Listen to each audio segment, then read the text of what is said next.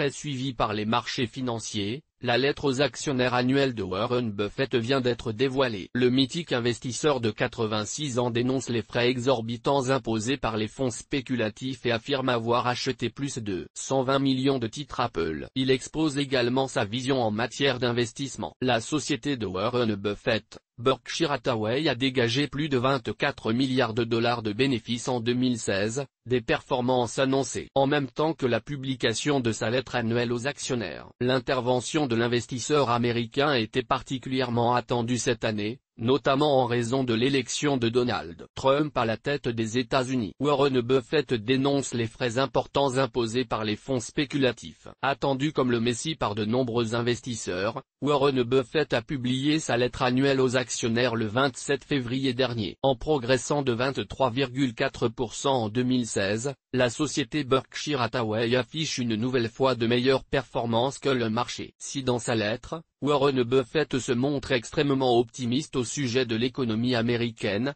il critique toutefois le fonctionnement de la majorité des fonds d'investissement et notamment les fonds spéculatifs et leurs frais exorbitants. Ces pratiques lui auraient coûté près de 100 milliards de dollars durant la décennie écoulée. Il faut dire que le fondateur de Berkshire Hathaway n'a cessé de critiquer le secteur des fonds spéculatifs durant ses 50 années de carrière. Les frais s'élèvent généralement à 2% des actifs qu'il gère et à 20% des bénéfices dégagés. Pour démontrer le fondement de ces critiques, en 2007, Warren Buffett avait parié 1 million de dollars avec un hedge funds, protégé partner, en affirmant que la performance des fonds spéculatifs serait inférieure à celle de l'indice américain S&P 500 sur 10 ans. Dans sa lettre 2017, il annonce avoir remporté ce pari, le fonds spéculatif n'ayant obtenu que 2,2% par an contre 7% pour le S&P.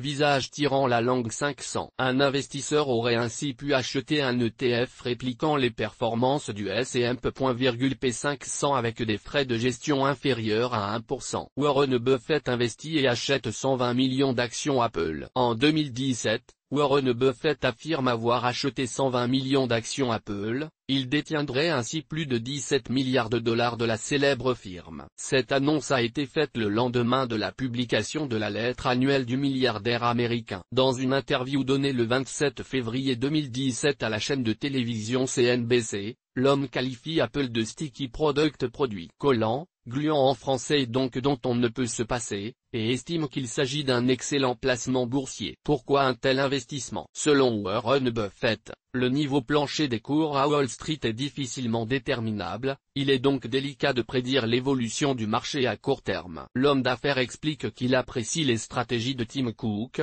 le directeur général d'Apple, des stratégies qu'il estime intelligentes au vu de la conjoncture actuelle. Il ajoute que Apple pourrait même devenir la première société à connaître une valorisation de 1000 milliards de dollars. La valorisation avoisine aujourd'hui les 717 milliards de dollars. Pour le moment, le fondateur de Berkshire Hathaway n'a pas fait part de son intention d'acheter d'autres titres supplémentaires, et cela malgré les bons résultats concernant le premier trimestre fiscal du fabricant d'iPhone. Quelles leçons tirées du portefeuille de Warren Buffett? À presque 87 ans, Buffett est probablement le plus grand investisseur de la planète. Aujourd'hui, il détient des participations auprès des plus grandes sociétés du monde telles que Coca-Cola, American Express, IBM et donc Apple. Il est toujours à la tête de l'entreprise qu'il a commencé à acquérir en 1961, Berkshire Hathaway, regroupant des actionnaires et des associés du secteur financier et de l'assurance. Cette dernière a une capitalisation de marché correspondant à 416 milliards de dollars alors que Buffett pèse à lui seul plus de 75 milliards de dollars.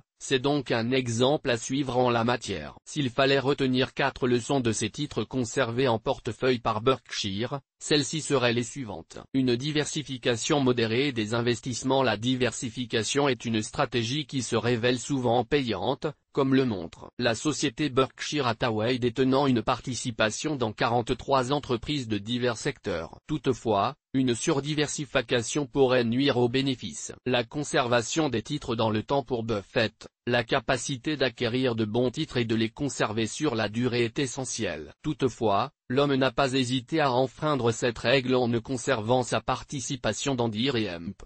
compagnie que pendant 4 ans. Adapter son portefeuille en fonction de l'évolution des marchés financiers et savoir changer de position est indispensable. En effet, ayant eu une mauvaise expérience avec US Airways en 1989, Warren Buffett ne souhaitait plus investir dans les compagnies aériennes, une industrie qu'il qualifiait même de piège mortel pour les investisseurs. Cependant, en septembre dernier il a investi dans 4 compagnies aériennes. Ainsi, changer d'avis n'est pas une honte, cela peut parfois s'avérer judicieux. Accorder une forte importance à l'investissement et non aux dividendes. Warren Buffett n'a pas octroyé le moindre dividende depuis 1969. Selon lui, le versement d'un dividende ne peut être envisagé que si aucun investissement n'est possible et que le cours des titres est déjà considéré comme élevé. Les informations de Café de la Bourse, comme et de ses publications sont données à titre pédagogique. Elles ne constituent en aucun cas des recommandations d'investissement. Le lecteur se doit d'étudier les risques avant d'effectuer toute transaction. Il est seul responsable de ses décisions d'investissement.